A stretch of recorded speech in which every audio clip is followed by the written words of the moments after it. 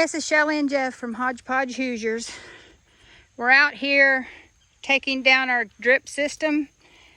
We're just about done with the garden for the year. We're set to get a bunch of rain off of the hurricane, so by the time that's done, I think the rest of the plants will be too.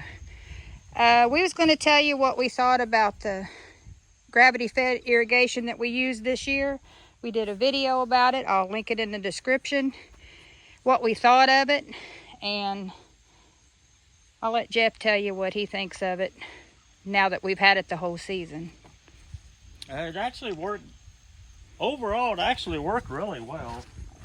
The only issue we had with them is, anybody that's tried this setup, is these does get clogged relatively fast. Yeah. Now, with me saying that, after we got lids on our watering Which the barrels, lids come after that video. Yeah, the lids came after the video, and once we did that, these wasn't near as bad. What, once a week, Yeah.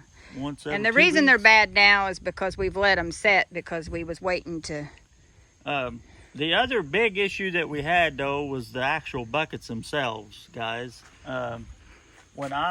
If you watch our first video, when I fastened them down to the wood, the stand, with that screw, I just screwed it through the plastic into the wood. And that worked great for a few weeks, but once that hot sun got on the buckets and all that, it dried the plastic out, I guess. We probably end up buying, what, 6 or 7 more buckets because they cracked. Cracked, yeah. And I can silicone them, and I did, and that'll last a little while. That got us through the season. That got us through the season, but we ended up having to buy 6 or 7 more buckets in the end. And my point to all that is FYI for next year, for everybody that's going to try this or that does try it, drill a hole first with an actual bit, even though it's small. Drill a hole in the actual bucket with a 1/8 inch or a 3/16, and then put your screw down through that hole. Don't force it with the screw. You got to pre-drill it. Once I started doing that, the buckets didn't crack no more. Believe it or not, I can't hardly believe that makes that much difference, but it did. So that's the fix to that. Now, if we can find them, we're going to try and find something like a bucket holder, a metal that we can fasten it'll have sides, which I know Farm Supply Store has them. They're just kind of steep in price. So if we can come up with something that we fasten it to the wood, where we can just set the bucket down in it and eliminate the hole altogether, that will solve the problem too. The irrigation line itself worked great. Once in a while we would get a clogged emitter, but I just took I used my tool from my arts and craft room, which is the Cricut tool, but a stick pin would work.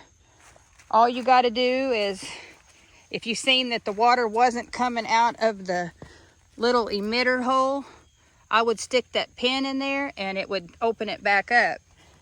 But all in all, the lines worked great.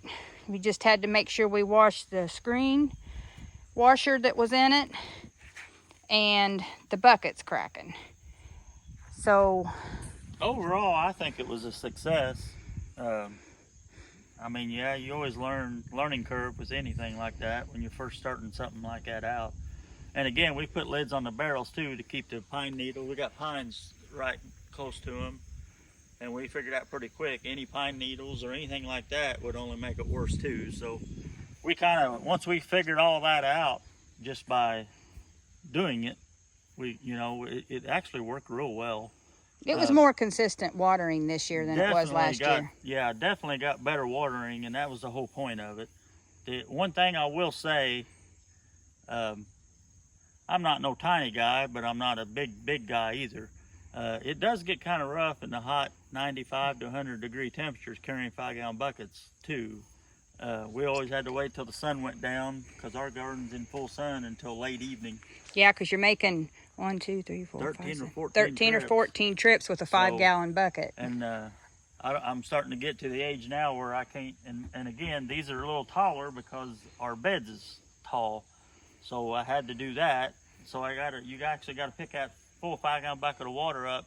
My point to all that is if you're an elderly person or an older person, this may not work great for you. You have to figure out some other way to do that.